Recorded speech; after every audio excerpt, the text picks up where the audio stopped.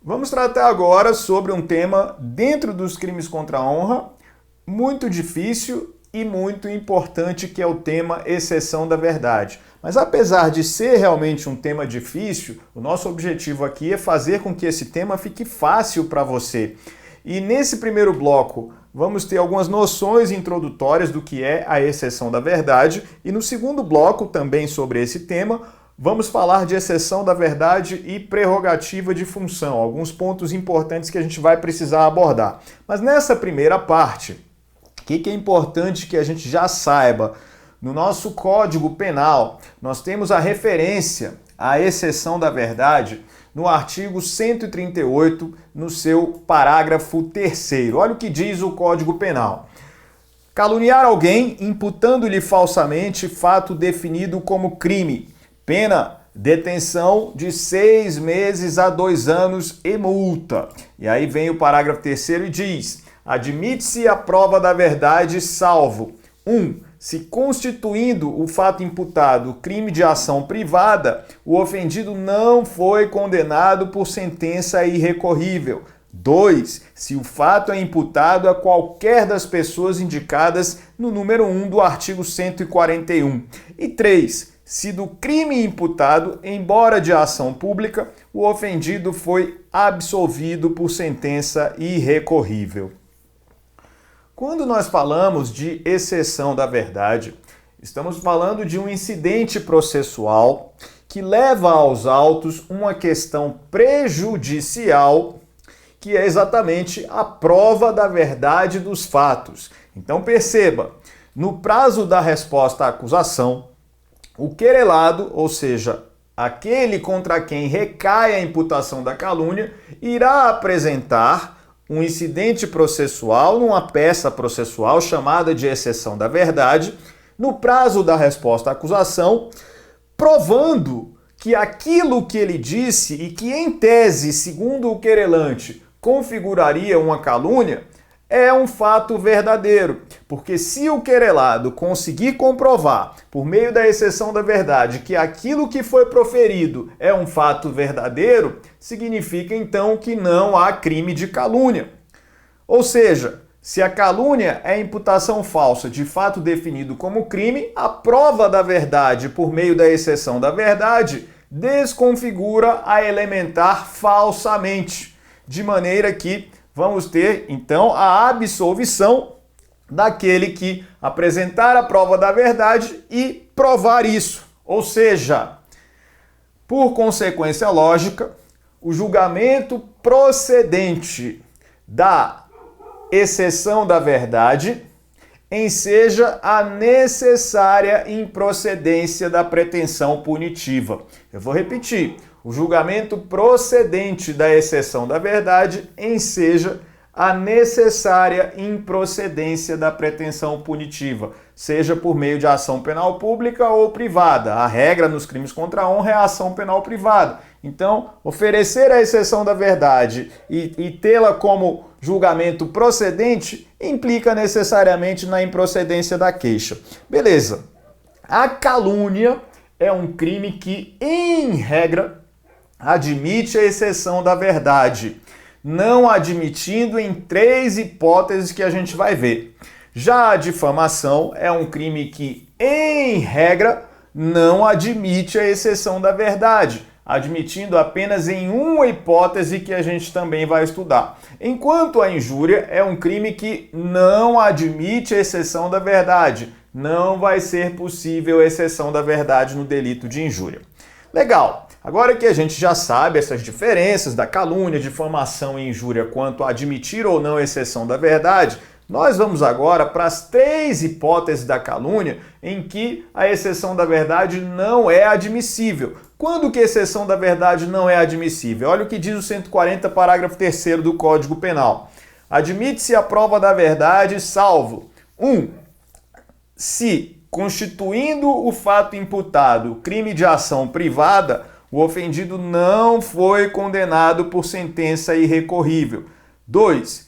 Se o fato é imputado a qualquer das pessoas indicadas no número 1 do artigo 141. E 3. Se do crime imputado, embora de ação pública, o ofendido foi absolvido por sentença irrecorrível. A redação desse artigo 140, parágrafo 3º, é difícil, ou seja, as hipóteses em que a calúnia não admitirá a exceção da verdade nos 3 incisos são hipóteses de interpretação truncada que a gente vai precisar elucidar. Então, o que a gente vai fazer? Nós vamos trabalhar separadamente com esses 3 incisos do parágrafo 3º. E aí aparece primeiro o inciso 1 para você, que diz o seguinte, ó: se constituindo o fato imputado crime de ação privada, o ofendido não foi condenado por sentença irrecorrível.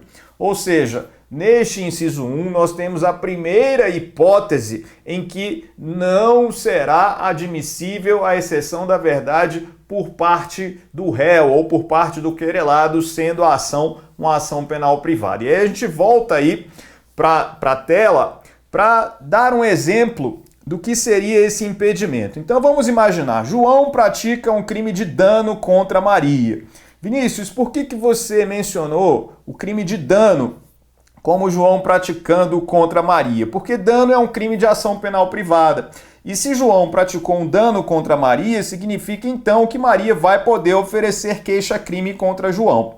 Mas veja que ao mesmo tempo, Carlos, que é um terceiro, espalha este fato para várias pessoas. Então, o fato que é um fato criminoso de ter João praticado um crime de dano contra Maria é espalhado para todo mundo por Carlos. Maria, por sua vez, tendo sido vítima de crime de dano, oferece queixa contra João por crime de dano. Nesse processo de ação penal privada, João tem a punibilidade extinta em razão do perdão ofertado por Maria, ou seja, Maria perdoa João no curso da ação penal privada. A gente sabe que o perdão é um ato bilateral. João aceita o perdão e tem extinta a punibilidade. O que João faz agora contra Carlos? João oferece queixa contra Carlos por crime de calúnia. Por quê? Porque Carlos espalhou aquele fato, aquele crime de dano para várias pessoas. E como João teve extinta a punibilidade e, portanto, não foi condenado por sentença irrecorrível, João agora se achou no direito de poder oferecer queixa-crime contra Carlos por delito de calúnia. E aí qual é a consequência? Carlos não poderá opor exceção da verdade.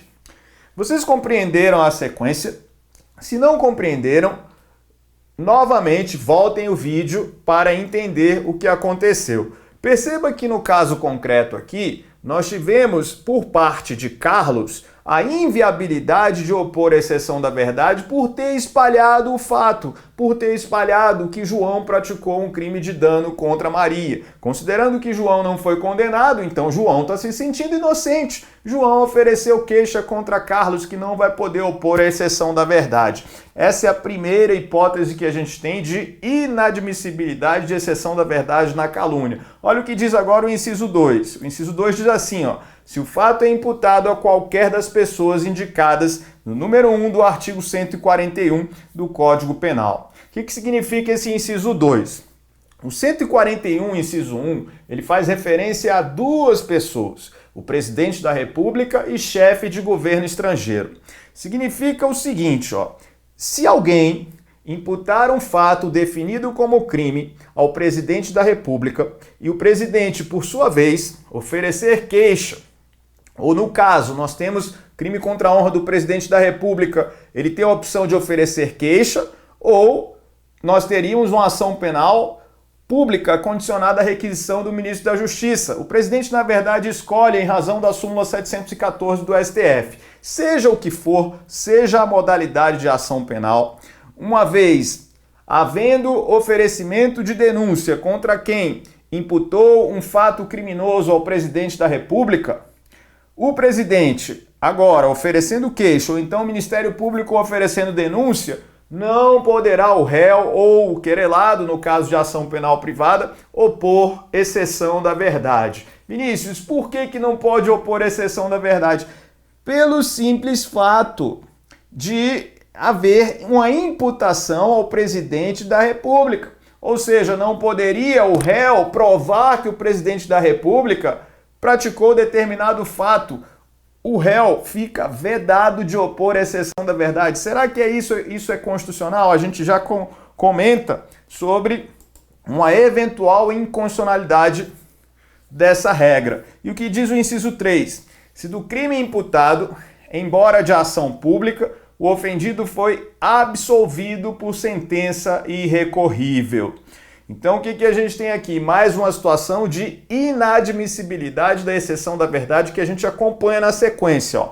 João praticou um crime de furto contra Maria. Furto este que é um crime de ação pública.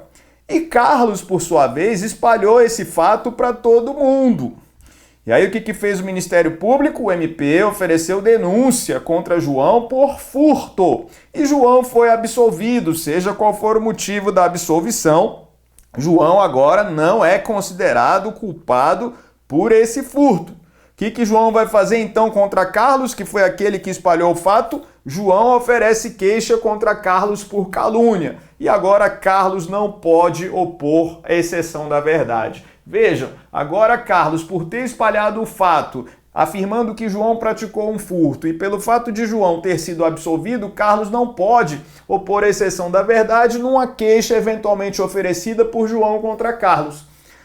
Qual que é o problema que a gente tem nesse artigo 138, parágrafo 3º? Essa vedação da exceção da verdade em algumas hipóteses. O grande problema aí é a violação ao princípio da ampla defesa. Os réus aqui, os querelados, ficam impedidos de comprovar a verdade dos fatos quando esta comprovação faria cair a elementar falsamente que está disposta no artigo 138. Ou seja, provar a verdade é provar que algo não é falso.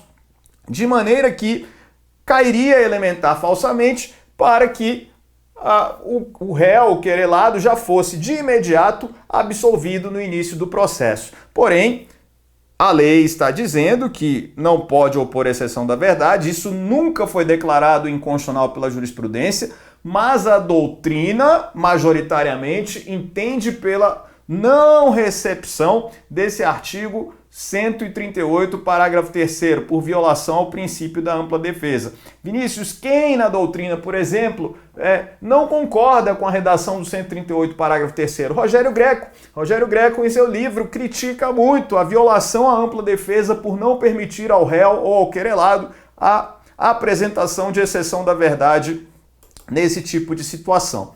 O que eu tenho agora? Delito de difamação, artigo 139, que, como regra, não vai admitir a exceção da verdade, mas vai admitir apenas em uma hipótese. Olha o que diz o artigo 139. Difamar alguém, imputando-lhe fato ofensivo à sua reputação. Pena, detenção de 3 meses a 1 ano e multa. Parágrafo único. A exceção da verdade somente se admite se o ofendido é funcionário público e a ofensa é relativa ao exercício de suas funções. Então, o que a gente já sabe? Regra geral, difamação não admite exceção da verdade, mas vai admitir em uma hipótese, se a ofensa é relativa a funcionário público quanto ao exercício de suas funções. O que a gente vê